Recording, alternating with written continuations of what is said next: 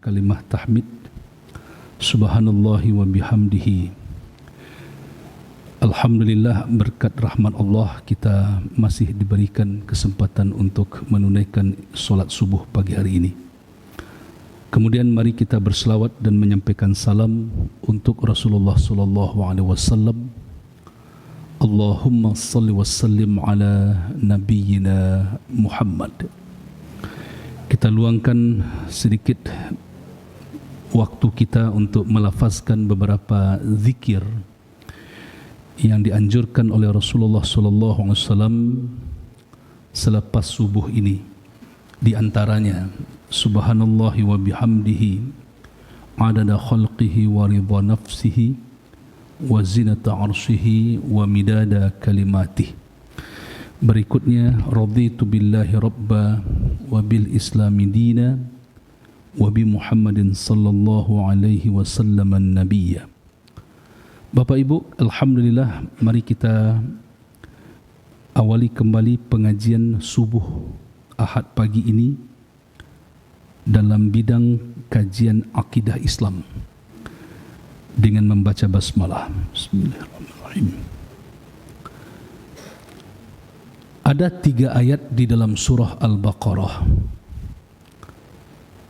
yang perlu kita ulang membacanya pagi hari ini, Bapak-bapak Ibu. Sebab ayat yang 3 ini mendapat perhatian penting dalam kajian akidah Islam. Dan juga ketika para ahli jiwa mendalami tentang jiwa manusia di dalam Al-Quran, maka 3 ayat di dalam surah Al-Baqarah ini memberikan dan membuka pintu yang sangat luas untuk mendalami seperti apa jiwa manusia di dalam Al-Quran. Dan 3 ayat ini juga dapat menjadi cerminan bagi diri kita. Ketiga ayat itu ada di dalam ayat ke-10, ayat yang ke-8 sampai ayat yang ke-10. Kita simak kembali ayat yang sudah masyhur ini, Bapak-bapak, Ibu-ibu, kaum muslimin. A'udzubillahi minasyaitonirrajim. Bismillahirrahmanirrahim. Wa minan nasi man yaqulu amanna billahi wa bil yaumil akhir wa ma hum bimu'minin. Yukhadi'una Allah wal ladzina amanu wa ma yakhda'una illa anfusahum wa ma yash'urun. Fi qulubihim maradun fazadahumullahu marada walahum azabun alimun bima kanu yakdzibun. Allahumma arhamna bil Quran. Di ayat yang ke-8 itu, Bapak-bapak, Ibu, Allah mengabarkan pada kita, wa minan nas, ada manusia, may yaqulu, yang mengatakan, amanna billahi, kami beriman kepada Allah, wa bil yaumil akhiri, dan kepada hari akhirat, wa ma hum bimu'minin, padahal sebenarnya hati mereka sama sekali tidak beriman. Yukhadi'una Allah wal ladzina amanu, dengan perkataan itu orang-orang munafik telah mendurhakai Allah dan mengelabui orang-orang beriman. Wa ma yakhda'una illa anfusahum wa ma yash'urun.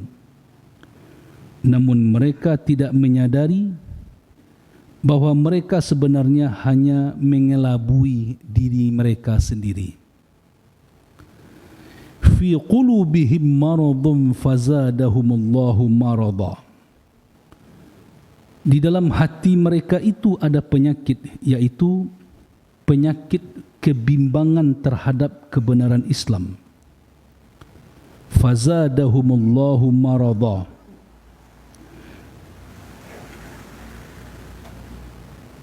Tetapi ketika Allah menunjukkan fakta kebenaran Islam untuk menghilangkan kebimbangan mereka itu, mereka semakin dengki kepada kaum mukmin sehingga semakin bertambah penyakit mereka itu. Walahum azabun alimun bima kanu yakzibun. Kelak di akhirat mereka itu mendapatkan azab yang sangat pedih, bima kanu yakzibun, disebabkan mereka telah memberikan pengakuan dusta. Itu tafsirnya, Pak. Ya, bima kanu yakzibun itu tafsirnya adalah mereka disiksa di akhirat disebabkan mereka telah memberikan pengakuan dusta,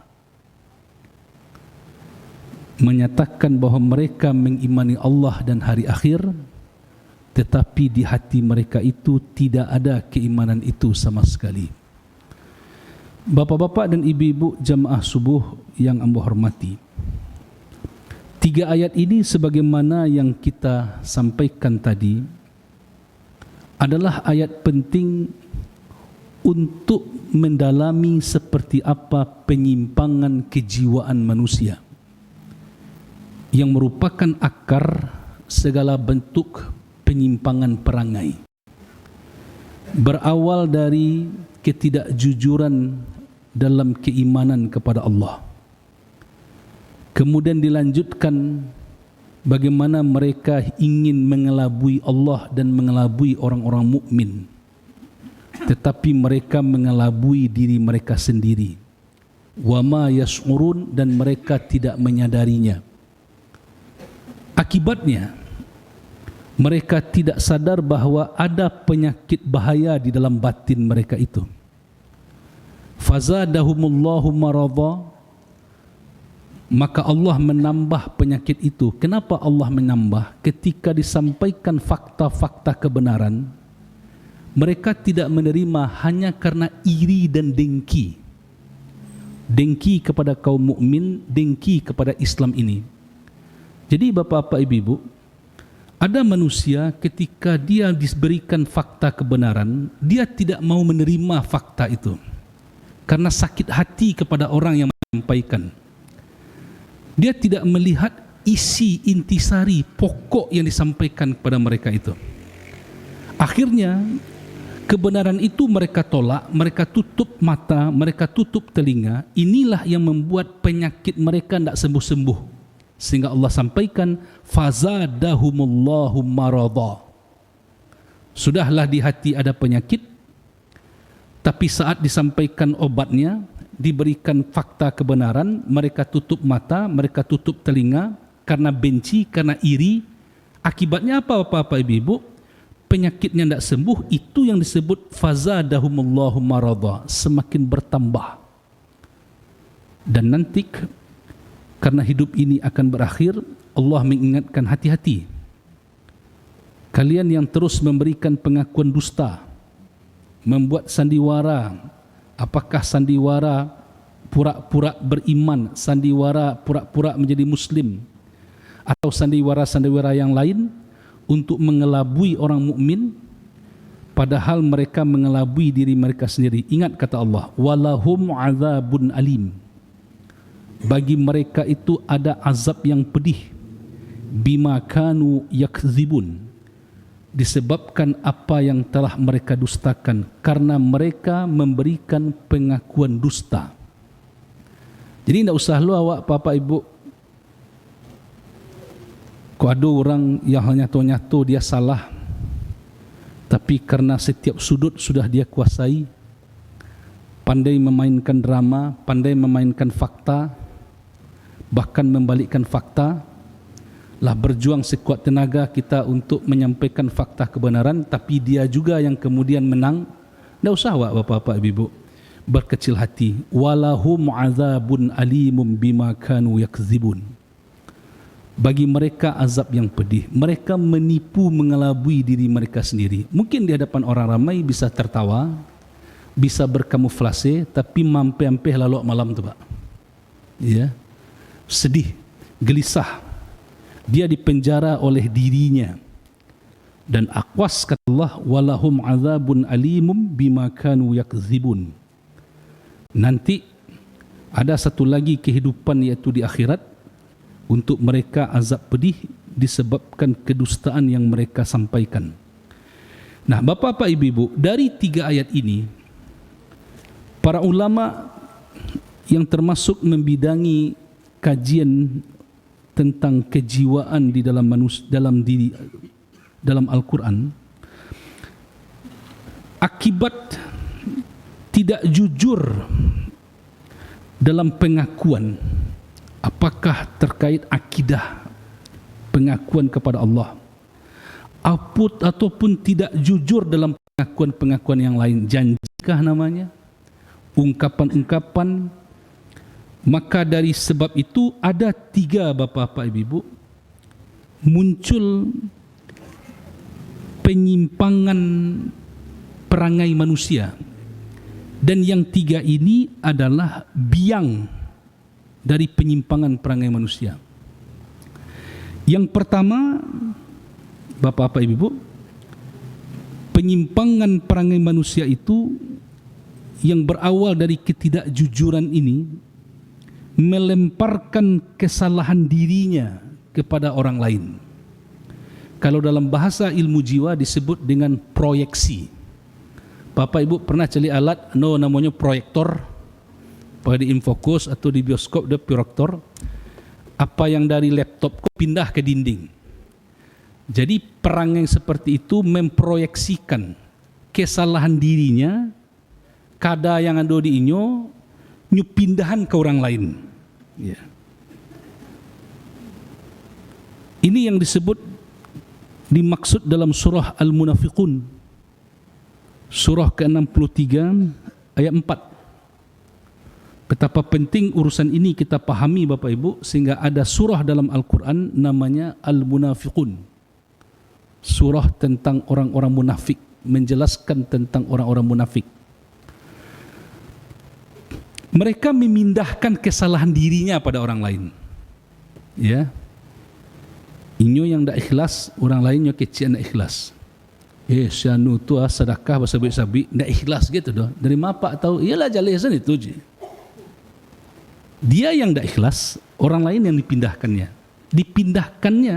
penyakit di dirinya kepada orang lain. Nah, Bapak-bapak, Ibu, kita lihat bagaimana Allah menyebutkan penyimpangan perangai seperti itu dalam surah Al-Munafiqun, surah ke-63 ayat 4. A'udzu billahi minasyaitonir rajim. Wa idza ra'aitahum tu'jibuka ajsamuhum. Apabila engkau melihat mereka, memandang mereka secara zahir, tu'jibuka ajsamuhum, engkau kagum dengan penampilan fisik mereka, baik dari segi detail, penampilan zahir, cara bicara, pokoknya Bapak Ibu meyakinkan, sehingga wa iyyaqulu tasma' liqaulihim, apabila mereka berkata tasma' liqaumihim, engkau mendengarkan ucapan mereka. Ya, penampilan meyakinkan, pakai jas, pakai dasi, mengecek meyakinkan, punya argumen, condong orang ke situ, Pak. Tapi kalau nyo pakai kinsaruang saja, Pak Ibu terhormat, ya, alah kinsaruang cuma. Kalau lagi bertitel orang tu didengarkan kajinya. Tapi kalau tidak pakai titel di mana sekolah? Nah, ada Bapak Ibu sebuah masjid di Padang. Kalau nak profesor naik mimbar tu malih di jemaah nanga, Pak. Itu baca cerita orang nak sekolah ko, Pak. Ya. Orang tak punya titel, makanya Pak Ibu berburu-buru orang mencari titel. Ijazah bali orang, Pak. Ada perangai manusia kalau nak bertitel orang tu, Pak Ibu terhormat, nyo nak percaya. Karena itu kalau ingin dapat titel, ambillah dengan cara yang lurus. Kau bali kan? Tiba ke email, Bapak mau diberi doktor honoris causa, bayar sekian puluh ribu juta, ya. Beko apa dia giah doktor honoris causa bidang pengabdian masyarakat. Kalau itu apa lazismu go bisa dia giah doktor HC Pak, pemberdayaan masyarakat. Bisa tak Pak? Ya. Atau beko lah tibo yo ijazah tu ke email wa pentramat atau pasanglah gala doktor HC. Nah, mulu-mulu lagi pakai HC itu Pak, honoris causa. Lambe-lambe hilang-hilangnya leh doktor saja Pak. Buya Hamka dapat doktor honoris causa Bapak Ibu di Lewan di Galanggang Maturang Rami Pak. Berpasangan toga, berpasangan jubah, sidang senat terbuka di Universitas Kebangsaan Malaysia, menyampaikan pidato pengukuhan guru besar. Bitu orang dapat doktor guru besar. Kok tiba saja pos JNT menyampaikan ke bahasa balik pintunya Pak. Itulah nyuara arak ke mama apai doktor honoris causa itu. Seperti itu kadang manusia Pak memperebutkan gelar, sebab ada orang kalau nak bertitel orang tu nak didengarkannya berucap. Gurumu dulu BA sebanyaknya Pak. Kadang tak bagalanya Pak. Tamek canduang ni Pak. 7 tahun tamek canduang Pak Ibu. Nyaja bahasa Arab hebat je Pak. Tak ada gala-gala Pak. Sorang-sorang gala BA, adik kawan pleset lo BA banyak anak je. BA udah hebat. Ya. Berapa orang dosen yang Pak Ibu profesor doktorandus, tidak ada S2-nya Pak. Karena waktu itu orang yang dapat gelar doktorandus itu sudah sekaliber dengan S2. Dan dia langsung bisa masuk doktor walaupun tidak ada S2. Doktorandus ya Pak. Ya. Kok gelar banyak tidak bisa dia mempertanggungjawabkan bidang keilmuannya. Ijazahnya tidak bisa dia pertanggungjawabkan kadang-kadang. Ada orang karena terpukau kalau dia berbicara, terpukau dengan penampilan fisik, sehingga bapak-bapak ibu, dia lebih banyak mencurahkan kepada penampilan fisiknya itu. Tapi apa yang terjadi sebenarnya? Pak Ibu cari ayat berikutnya, surah Al-Munafiqun, surah 63 ayat 4 itu. Khusubum musanna ka'annahum khusubum musannadah. Mereka itu bagaikan kayu kering yang tersandar. Bisa Pak Ibu cari kayu karyang Pak. Di luarnya rancak, tapi di dalamnya keropos. Kayu kering yang tersandar. Jangan khawatir Bapak Ibu. Orang-orang yang kita angkat mewakili kita, ya, itulah Pak Ibu Agilo suara kayaknya Pak. Ya, ujung-ujungnya mereka taubahnya kayu kering yang tersandar. Kena rusuh Bapak Ibu. Sebelum dipilih Bapak Intramat, nyo bentuk buya sebenarnya Pak Modeko sebenarnya Bu. Kuah piah serban amiko Pak. Ya. Tapi tapak sepatu saya tak pernah tiba ke masjid Ibu. Khawatir kita Bapak Ibu. Kita memilih orang bagaikan kayu kering yang tersandar. Setelah diberikan suara, dia tak mengenal dengan masyarakatnya. Yang didengarnya ketumnya, ketua partainya Bapak Ibu. Itu yang lebih dia dengarkan, bukan masyarakatnya ini. Yakinlah Bapak Ibu, suara kita itu hanya untuk pemilu Pak. Setelah dia terpilih, dia mendengar ketumnya, ketua partainya Pak. Ya, kita harus sadar itu Bapak Ibu. Ya, jangan sekedar hanya untuk minta suara baru mendekat. Setelah diberikan suara, dia tak lagi kenal, tak lagi kenal. Memikian payah kumbu aku Bu, yang tak bisa lalu tu ketua DPRD Pak, nak ketua Ahmadiyah Ibu. Ya. Anggota DPRD, bukan pimpinan daerah Ahmadiyah yang tak bergaji itu Pak. Bisa saja rapat Senin Kamis syukur tu Pak Ibu. Bisa saja rapat hari Sabtu Ahad syukur Pak. Hari libur orang wa untuk rapek. Payah sebenarnya mengundang Pak Ibu teramat nah. Nyo kakak sawah, nyo kakak paraknya Pak Ibu. Apalagi tiba lepasan, mu nak bisa dengan gugat kalau hari kodo. Kaibot tiba tu Pak. Nawak pikiran sama-sama untuk umat. Ya. Nah, jadi yang tak bisa tidur tu anggota DPRD, dia digaji, dia diberi tunjangan. Nah, tetapi Bapak-bapak Ibu, khawatir kita nanti orang yang kita beri amanah itu penampilan meyakinkan, tetapi Allah sebut ka'annahum khusubum musannadah. Mereka bagaikan kayu kering yang tersandar. Calik berikutnya, yahsabuna ka'annahum sayhatan alaihim. Kalau ada suara orang agak meninggi sedikit, mereka menganggap itu diarahkan kepada mereka. Ya, kau kaji lah menyipak-nyipak kau mah, kau kaji lah menyinggung-nyinggung kau mah. Padahal nan dibaca ayat, nan dibaca hadis, nan diuraikan Bapak Ibu ayat jo hadis, tapi nyo menyangko kaji itu untuk menyorot dia. Pulang kampung wak sekali 6 bulan yang paling teramat. Tu khutbah Jumat Bapak. Tiba wak 15 minit sebelum khutbah Jumat. Tak sempat buat cerita sia-sia. Naik mimbar, dibaca ayat, dibaca hadis. Dah sudah khutbah. Sialo nak ngician kinyo tu. Kalau menembak nenek mamak si kau nampak apa sih? Nah, padahal Pak Ibu yang kita sampaikan ayat hadis. Pidek kerana ada pancak kadanya paling teramat. Ya. Jadi kalau ada orang mengaji, agi mau hambo di kok talantuang kan ayat tasipak katurun. Salah pak manga duduk di jenjang. Itu Pak. Sambuangnya itu tu Pak. Ya, tapi nak dikecian tu. Ya. Kalau nak muh talantuang kan ayat tersinggung keturun, jangan duduk di jenjang. Kalau duduk di jenjang pasti talantuang kan ayat tersinggung keturun. Jadi orang-orang seperti itu kata Allah, kalau ada meninggi saja suara Nabi, misalnya Pak Ibu, mereka menganggap itu ditujukan kepada mereka. Padahal di hati mereka itu yang sebenarnya ada sakit lalu dipindahkan kepada orang lain. Allah sampaikan humul aduwu fahzarhum. Mereka itu musuh. Itu yang musuh Pak. Fahzarhum, hati-hati dengan mereka. Tinggalkan mereka. Jadi Bapak-bapak Ibu, ayat ini mengajarkan kita mencari musuh dalam selimut itu Pak. Itu yang paling payah. Makanya dalam surah Al-Baqarah itu lebih banyak tanda-tanda orang seperti ini Allah sampaikan dibandingkan orang-orang kafir. Dibandingkan tanda-tanda orang-orang kafir. Itu dalam surah Al-Baqarah. Kalau orang kafirnya jaleh Pak. Ya, kami non-Islam. Kami non-Muslim. Kami tidak bisa naik masjid gitu. Ya, kami kafir kalau menurut kalian katanya. Kami tidak Islam.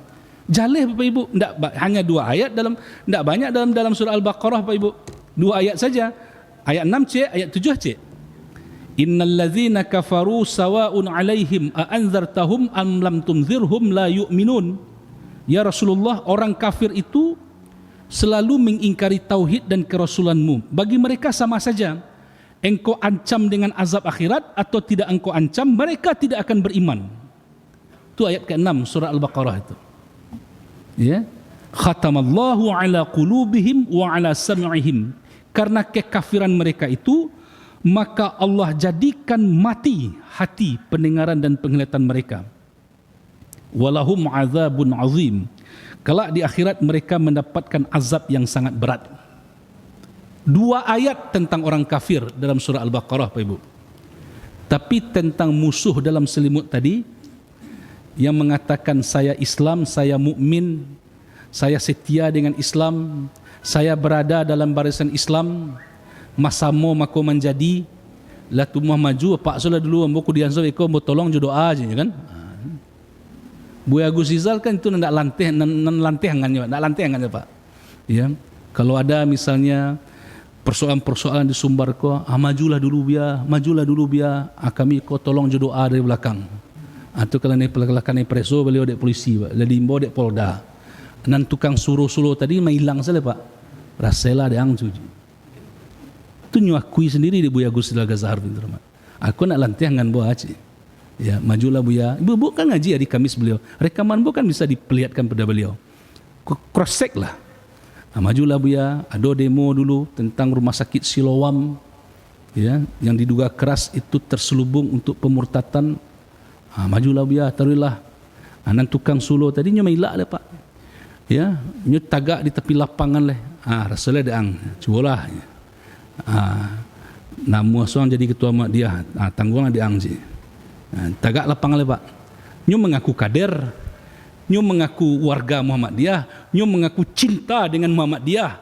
Tapi diajak untuk bersama-sama, cubalah deang tagak luar. Beko kalau sukses namuan akan ayaknya. Itu bahaya manusia itu Pak. Bahaya Pak.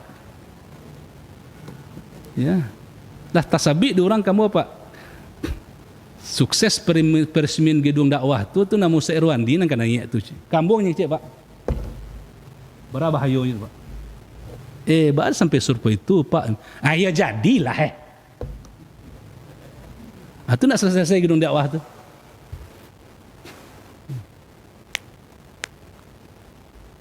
Padahal bapak-bapak ibu-ibu, kalau sifat itu dibawa dalam pergerakan Islam berbahaya bapak-bapak ibu.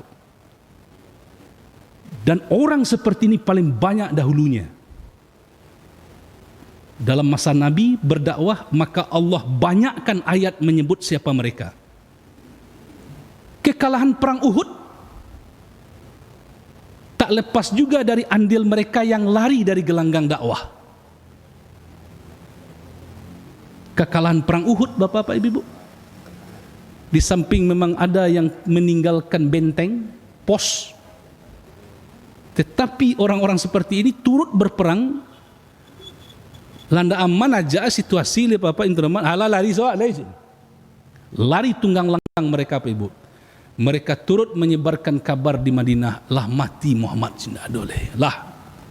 Dan mereka sampaikan pula kepada kaum muslimin, Allah menyerah salawat alaih. Pasukan mereka lebih banyak daripada awak, menyerah salawat alaih. Kalau ndak ini yang banyak bapak ibu, mana mungkin bertahan Belanda selama itu di negeri kita. Bapak ibu mungkin mengenal yang namanya Londo Ireng. Tahu bapak ibu Londo Ireng? Orang Belanda kulit hitam, kulit coklat. Mereka lah bapak ibu. Sampai Hamka mengatakan dalam tafsir Al-Azhar, dalam satu buku beliau yang lain, tak tahu Belanda jalan ke Bonjol untuk pergi menangkap Imam Monjol. Tiba di Matua ke Cik Buya Hamka, bertanya dia kepada orang Matua, ke mana jalan ke Bonjol? Ada seorang pengkhianat di sana, namanya kata Hamka bergelar Sultan Mudo. Maaf kalau apa nanggalah Sultan Mudo. Ya. Sultan Mudo inilah yang menunjukkan kepada Belanda jalan ke Bonjol, kata Buya Hamka. Persis seperti Raja Abrahah ketika tiba di Taif tidak tahu jalan ke Makkah untuk menghancurkan Ka'bah. Ada seorang yang berkhianat di Taif itu yang menunjukkan kepada Abrahah ke mana arah jalan ke Makkah. Pengkhianat ini kata Buya Hamka, pada akhirnya kuburannya dilempari oleh orang-orang Makkah. Ang nam berkhianat, ang tunjukan ke Abrahah jalan arah ke Makkah, walaupun akhirnya mereka dihabisi Allah dengan burung ababil. Kata Buya Hamka, sejak mendengar kisah itu di surau, kami setiap tiba di Matur, kawan-kawan saya nyari kuburan Sultan Mudo, go nyelan tiang lewa, waang menunjukkan ke Belanda jalan ke Imam ke Bonjol, kena nak tertangkap Imam Bonjol. Pengkhianat bapak-bapak ibu. Makanya Allah sampaikan, ya, humul aduwu fahzarhum. Mereka itu musuh sebenarnya kata Allah. Yang sering kita sebut musuh dalam selimut. Fahzarhum, hati-hati dengan mereka. Waspada, hindari mereka. Qatalahumullah, semoga Allah membinasakan mereka. Anna yufakun, bagaimana mereka dapat dipalingkan dari kebenaran. Sampai Allah sebut dalam ayat itu, sungguh sangat rugi mereka dapat dipalingkan dari kebenaran itu, disebabkan mereka memelihara kepura-puraan.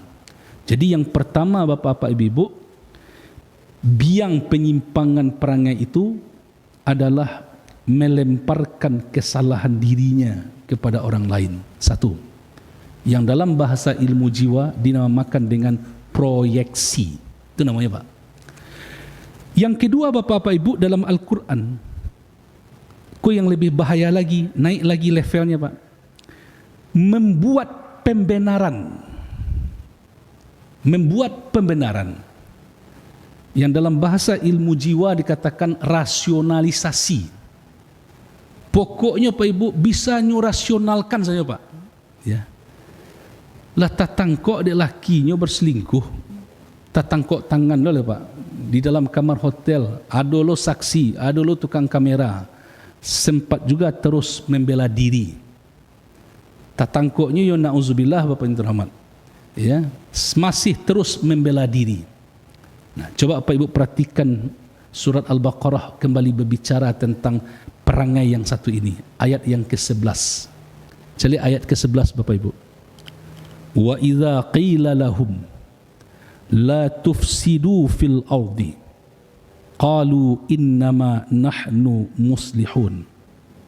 Apabila dikatakan kepada mereka, la tufsidu fil ard, jangan lakukan kerusakan di muka bumi. Tentu kalau suami mengecek ke bininya, jangan kau hancuan rumah tangga kau, jangan kau kecewakan saya dan anak-anak. Itu termasuk peringatan jangan buat kerusakan di muka bumi. Kalau di DPR Bapak Ibu diajuan orang tolong buat undang-undang anti porno aksi, anti pornografi. Karena itu termasuk merusak lebih parah dari narkoba, merusak mental generasi yang kemudian. Ya. Pokoknya Pak Ibu, ketika diajak jangan lakukan kerusakan. Jangan di markup jo proyek tu lah macam-macam kembangkan ayat kau Ibu. Jawab mereka apa? Qalu innama nahnu muslihun. Mereka jawab, kami ini muslihun, orang yang melakukan perbaikan. Pornografi itu seni, pada salah. Ya, dia tak tahu berapa banyak orang yang terjebak dengan tontonan, dengan ucapan-ucapan loha itu. Generasi yang rusak. Ya, innama nahnu muslihun. Kami adalah orang yang melakukan perbaikan. Makanya Bapak Ibu, berapa tahun yang lalu pernah dikumpulkan seluruh guru SD sekota Payakumbuh sebelum corona. Kemudian pada minggu berikutnya seluruh guru SMP di Kota Payakumbuh di sanggar kegiatan belajar. Awak dia mana waktu itu menjadi salah seorang instruktur selama 7 jam sehari. Dari pukul 8 sampai pukul 4. Ambo tanyaan ke apa-apa tu termasuk kepala sekolah, adakah di antara bapak-bapak yang sanggup berdiri di waktu upacara bendera menyampaikan kepada anak-anak, anak-anak Pak, kalau kalian payah ujian, sakit kepala, minta permisi merokok gak sebatang. Cuba tunjuk tangan Pak Imam. Nak ada. Bisa nak Pak mengatakan rokok ini nak bermanfaat untuk kesihatan? Ujungnya vitamin A, di tengahnya vitamin C. Aku sampaikan ke ujung, ada semakin banyak manfaat. Ada tak? Tak ada. Buruk atau baik? Buruk. Kalau buruk, kok Pak Padian sapam merokok di muka siswa je? Diam. Ini yang menyebabkan pendidikan karakter itu tak jalan. Kita kehilangan qudwah, keteladanan. Padahal Bapak-Bapak Ibu, kaidah pertama dalam mengajar itu adalah al-qudwatu qabla dakwah. Keteladanan itu mendahului ajakan. Berikan dulu qudwah.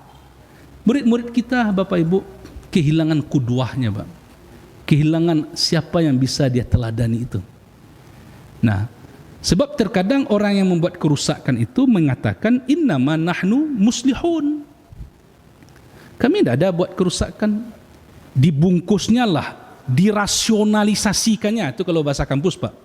Dibungkusnya dalam bungkus pembenaran, bukan bungkus kebenaran, bungkus pembenaran. Bukan guru Pak Ibu.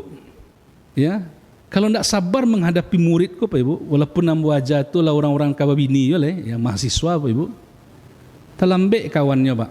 Ya, absensi dijalankan, non manual, non elektronik kan do dia Pak. Sudah tu bantu menandatangani satantang namo kawan ko. Nyusangko nak preso tu cek balik Ibu. Ya, absensi 20 orang, yang do dalam kelas 7 balik orang, nama nanti go lai je Pak. Ya. Hanya tunjuk ni kawannya. Inyo menandatangani go Pak je. Abah ada wak tanda tangani. Inyo sebenarnya ketibu Pak, tapi inyo senang di jalan Paknya. Tu wak langsung dulu tanda tangan. Kan palsu ndak jembo. Ijazah Jokowi lun selesai lah langku tambah lu cek lai jembo. Ya itu Pak. Jadi tambah-tambah ya masalah hukum, masalah ijazah palsu lun selesai lah. Angkulah cubulut. Anda akan jadi bupati bisa jadi, akan menjadi kepala dinas, akan menjadi kepala bidang. Ya, kalau Anda biasakan dari hari ini seperti itu, ya. Anda bisa rusak.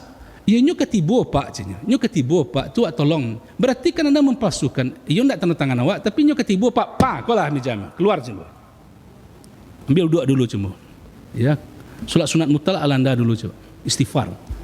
Itu mode anak ni Pak Ibu. Ya. Oknum kalaulah biasa dari rumah tangga, ya, mencari pembenaran Bapak Ibu, sampai jadi kepala dinas tu yuk kerajaan nanti Pak. Sampai menjadi wakil rakyat itu kerajaannya Pak.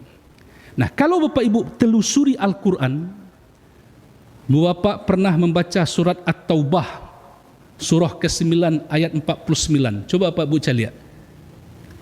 Di dalam surah At-Taubah, surah yang ke-9 ayat 49, ada satu peristiwa di masa Nabi terjadinya perang Tabuk. Perang Tabuk kok Bapak Ibu terjadi pada tahun 9 Hijriah, perang Tabuk. Yang dilawan oleh kaum muslimin waktu itu orang Romawi Timur. Rupanya Bapak Ibu, orang Romawi ini pergi berperang nyoba wanita-wanita untuk memancing. Ya, pilihlah parusi-parusi pilihannya Bapak Ibu. Ya. Udah uni Romawi lah tibanya Pak. Ya. Uni Romawi na rancak-rancak nang gadis yang kuit. Ketika Rasulullah memeriksa barisan pasukan yang akan berangkat, ada salah seorang yang biasa berjamaah bersama Nabi, namanya Al-Jad bin Qais. Saya namanya Pak? Al-Jad bin Qais, si Jad. Al-Jad bin Qais ini Bapak Ibu, nak mau dia pergi berangkat dalam perang Tabuk itu. Bapak Ibu perhatikan ayat surah At-Taubah, maka ditempatkan ayat ini pada surat yang bernama At-Taubah, tobat. Kok nyampang ada penyakit surpoiko bertobat dalai. Surah ke-9 ayat 49. A'udzu billahi minasyaitonir rajim. Wa minhum may yaqulu dhalli wa la taftinni. Di antara kaum munafik ada yang berkata kepada Nabi, "Ya Rasulullah, izinkan aku untuk tidak pergi berperang." Ya. Wala taftinni, jangan engkau jerumuskan aku ke dalam fitnah. Kecilnya Pak. Bama konyo itu kecilnya ke Rasulullah Pak Ibu. Ya Rasulullah, ambo sabananyo namuah pai jengko ya Rasulullah.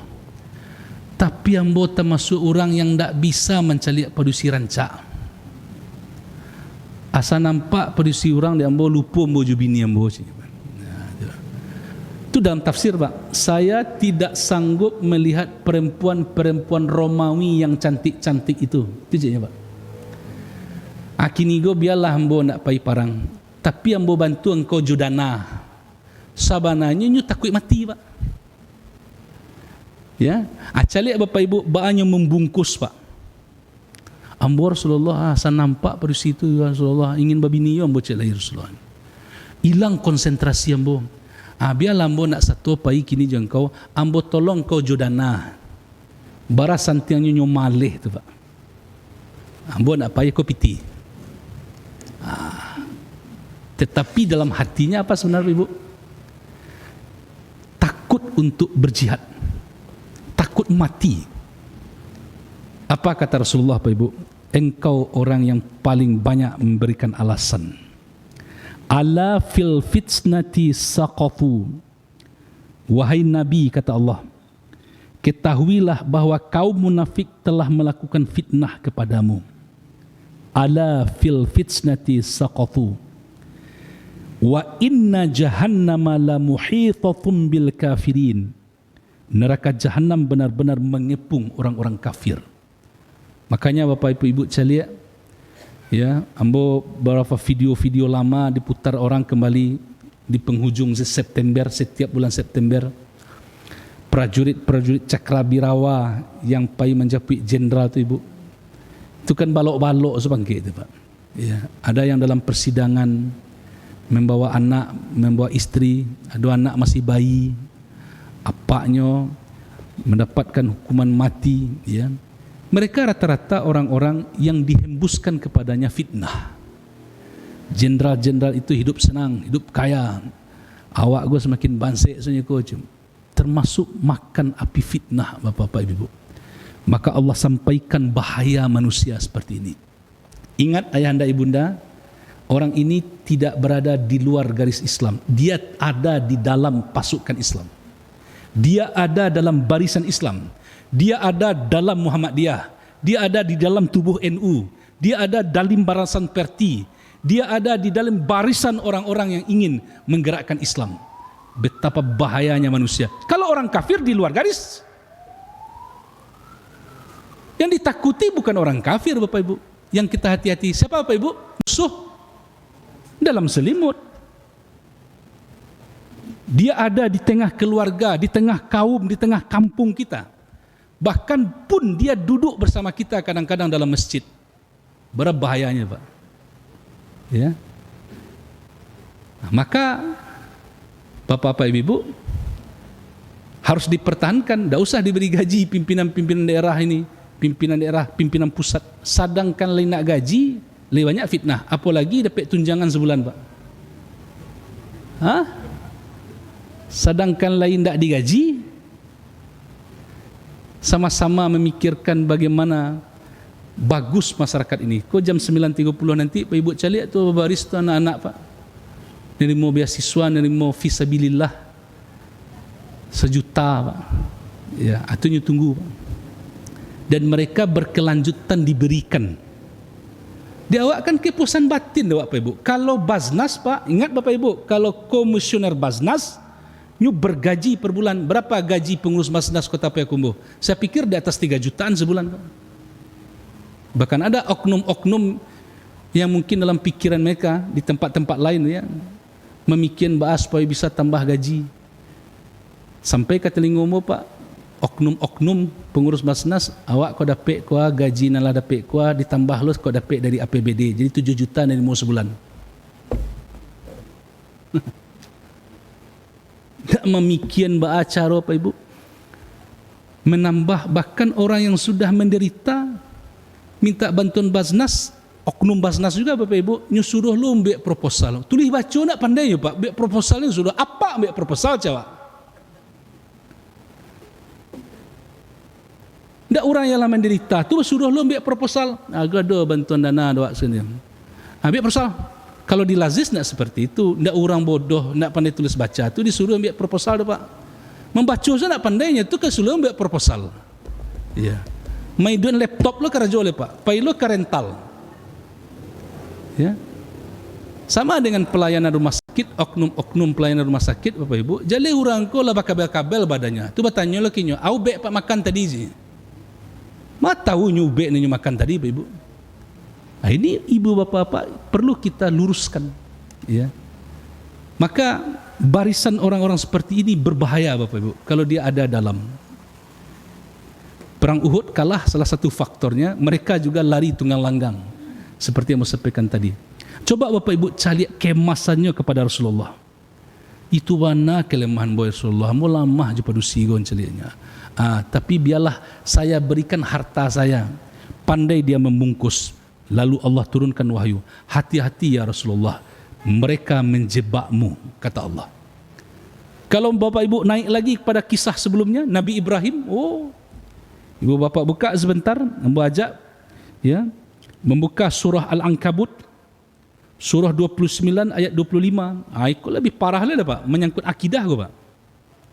Ya, kalau yang tadi lagi bersahadat dia, Pak, tetapi munafik. Kalau yang dalam surah Al-Ankabut, surah 29 ayat 25, Pak Ibu perhatikan. Surah Al-Ankabut, surah 29 ayat yang ke-25. Ketika Nabi Ibrahim alaihissalam mendakwahkan akidah tauhid kepada kaumnya, Bapak Ibu tahu tak apa sebenarnya yang diketahui oleh Nabi Ibrahim dari perangai kaumnya itu? Ibu Bapak buka surah Al-Ankabut surah 29 ayat 25. A'udzu billahi minasyaitonir rajim. Wa qala innama takhadhtum min dunillahi awthana Wa qala innamattakhaztum min dunillahi awthanan mawaddata bainikum fil hayatid dunya. Nabi Ibrahim berkata kepada kaumnya, hai kaumku, innamattakhaztum min dunillahi awthama, Tuhan-Tuhan yang kalian sembah selain Allah itu hanyalah patung-patung. Kalah nang kebenaran disampaikan Ibu. Pakai akal kalian, patung.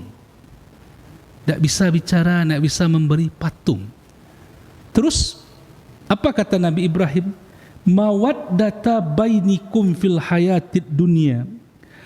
Ingat Bapak Ibu, kalian lakukan penyembahan patung-patung itu hanya demi tenggang rasa dan menjalin persatuan kalian dalam kehidupan di dunia ini.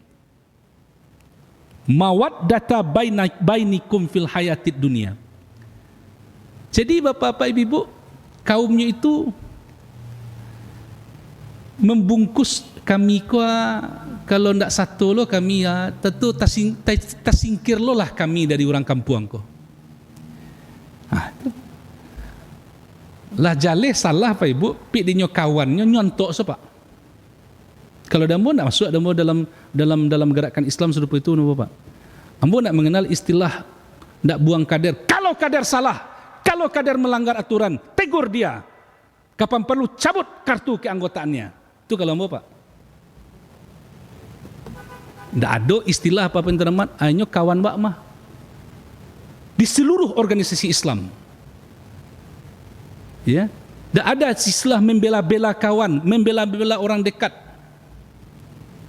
Lah jaleh tindakan salah tetap mempertahankan demi solidaritas. Buka Al-Ankabut ayat 25. Ini Quran kau dibaca Pak, dikaji. Tasabik dalam orang Minang, tibo di mato di piciangan, tibo di parik di kampihan. Menyembah berhala pun Bapak Ibu bungkusannya demi mawaddah, demi solidaritas. Sampai Nabi Ibrahim mengecian, kalian sebenarnya demi itu saja Nabi Ibrahim. Takut tersingkir di kaum. Sagan wak mah. Ya, bekon ndak lo satu waktu baalo kecil orang. Walaupun yang dikerjakan itu salah. Pi takut ya, kok demi solidaritas. Jadi anak-anak kita pun harus ditanamkan mental Bapak-bapak Ibu. Ndak ada solidaritas itu untuk kejahatan. Walaupun dia teman dekat, ya, sampaikan. Makanya dulu Pak Ibu, anak Pak Tifatul Sembiring, mantan Menko Info, bapaknya itu pernah mengeluarkan kalimat jin buang anak di Kalimantan. Anaknya sedang kuliah di Cina Bapak Ibu Rahmat.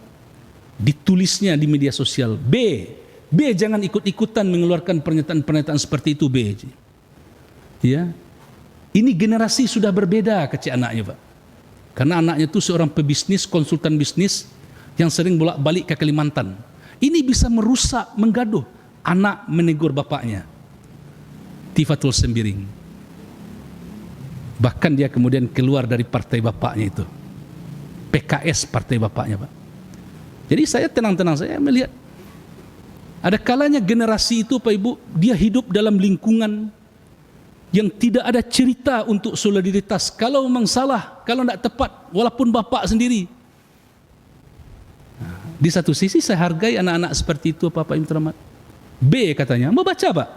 B jangan ikut-ikutan, dia panggil babe mungkin ya kepada bapaknya. Babe, B jangan ikut-ikutan, keluarkan pernyataan-pernyataan Kalimantan tempat jin buang anak, itu bahaya B katanya.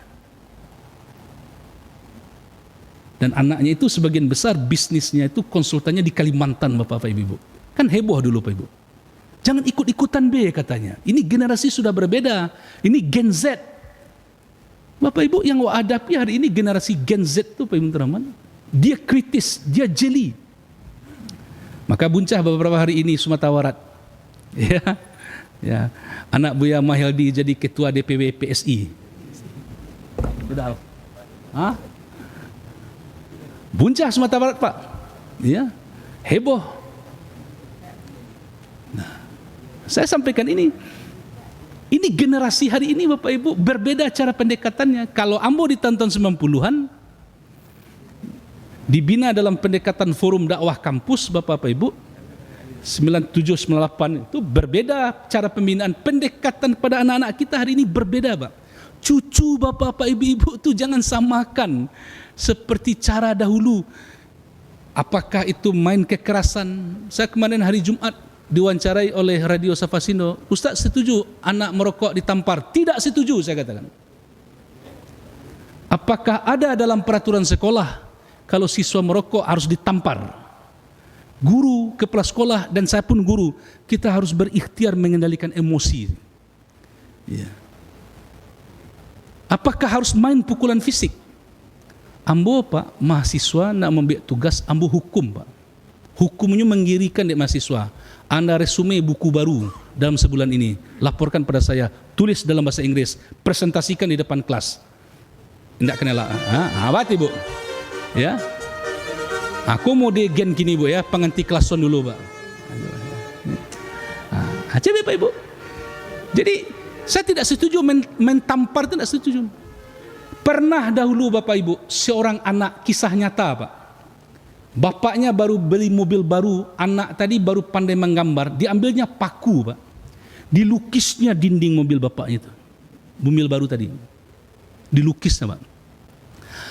Setelah bapaknya pulang kantor, pulang kerja Pak Ibu, dengan bangga si anak yang baru usia 4 tahunan kalau saya tidak salah, menyampaikan pada bapaknya, Papa lihat lukisan Dede bagus. Dilukis di paku Pak. Ya. Langsung bapaknya dengan emosi Pak Ibu menampar keras tangan anak tadi. Setahun berikutnya anak itu mengalami demam tinggi Bapak Ibu, demam tinggi, sakit. Pada puncaknya ada luka di tangan anak itu. Luka itu semakin menganga dan membusuk. Singkat cerita menyampaikan Bapak Ibu, sampai dokter harus mengambil keputusan mengamputasi tangan anak. Potong. Singkat cerita Pak Ibu, anak tadi potong tangannya, ketika dia sadar tangannya sudah tidak ada, apa katanya kepada ibunya? Bu, bisa pinjam tangan Dedek untuk minta maaf ke Papa. Itu saya kata Pak. Saya tidak setuju main pukul-pukul itu saya kata. Ini sekolah-sekolah Bapak Ibu, sekolah-sekolah baru yang sedang berjalan, cara menegakkan disiplin itu. Pada tua sekolah kita disetujui itu Pak Ibu, harus dilatih kepala sekolah dan guru-gurunya itu. Kalau di sekolah, di kampus dia belajar ilmu jiwa, sekarang namanya psikologi pendidikan. Terkadang tidak masak oleh guru itu pada tua, psikologi pendidikan itu tidak masak. Jadi Bapak-Bapak Ibu, kembali kita pada ayat ini tadi. Jadi sebegitunya terkadang kita menghadapi manusia yang sudah salah dibungkusnya dalam kebenaran. Rasulullah menghadapi orang seperti itu.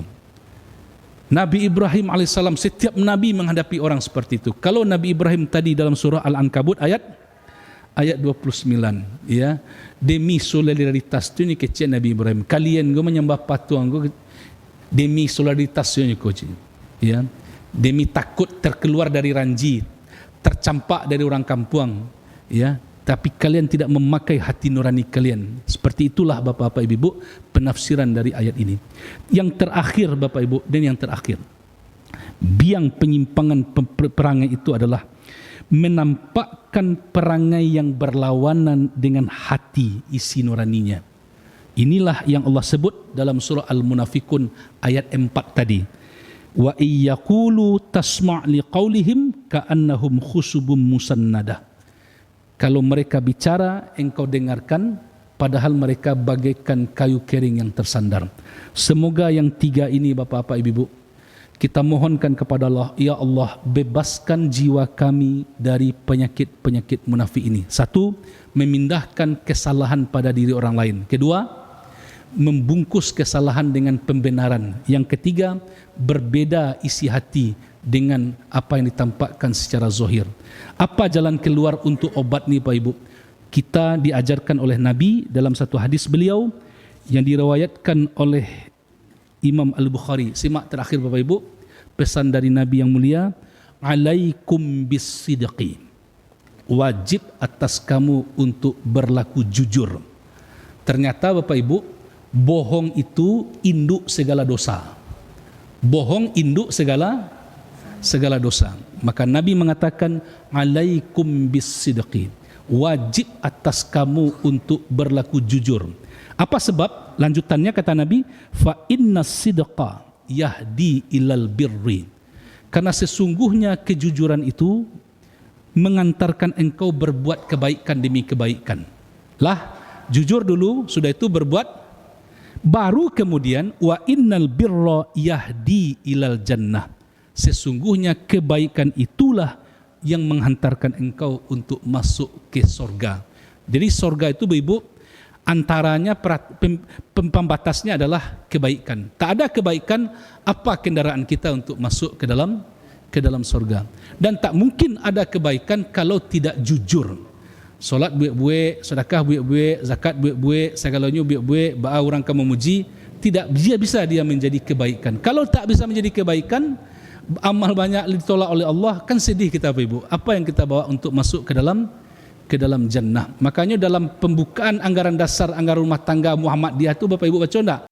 Pimpinan Muhammadiyah katanya membina, membantu masyarakat kaum muslimin menghantarkan umat Islam ke gerbang Jannatun Naim. Bara-bareknya itu Pak. Ke gerbang Jannatun, nak ke gerbang pembatasan batas pekumbuh jo piladang tu Pak. Gerbang Jannatun Naim. Seperti itu yang diingatkan oleh para pendiri Perserikatan Muhammadiyah ini. Jadi mudah-mudahan Pak Ibu semua kita saling bersama ikhlaskan langkah kita, baik dalam mengurus masjid, mengurus puasa Senin Kamis, mengurus zakat Bapak Ibu, mengurus aset-aset Muhammadiyah. Kita ikhlaskan Bapak Ibu terhormat, ketika kita wafat itu menjadi saksi nanti di hadapan Allah Subhanahu wa taala. Amin ya rabbal alamin. Berbanyak maaf. Nasrun minallahi wa fathun qarib. Assalamualaikum warahmatullahi wabarakatuh. Minallah.